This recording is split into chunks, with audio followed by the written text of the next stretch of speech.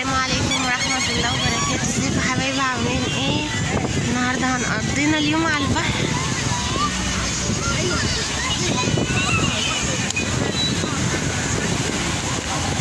دول ولاد التوأم التوينز ما شاء الله اللهم بارك.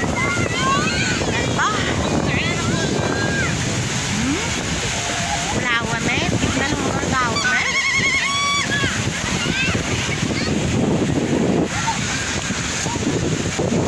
النهارده الجمعة والبحر جميل جدا ومياه دافية.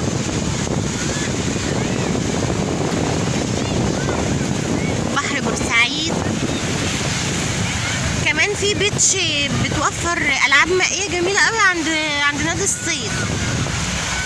اللي هناك ده المركب العائم، ده عبارة عن مطعم سياحي كبير، بس لسه ما تمش افتتاحه، بس تحفة يعني. هو نصه في المية، شايفين هناك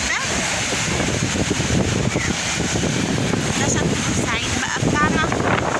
ودي ناسنا الحلوة اللي في البحر، طائر النورس وهو بياكل السمك. طبعا البحر فيه سمك بس هو مش دعوة بينا، يعني السمك الصغير السردين وكده.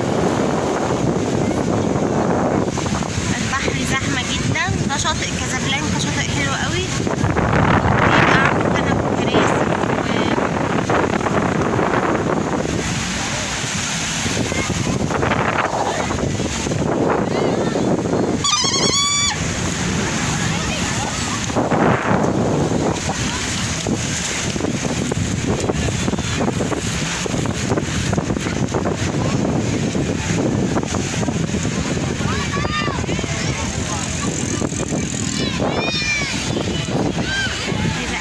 بتاعتنا او الشمسيه بتاعتنا، وجبنا لهم عوامات.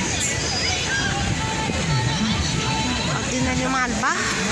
اتمنى الفيديو يكون عجبكم، ويا ريت تشرفونا في بحر بورسعيد.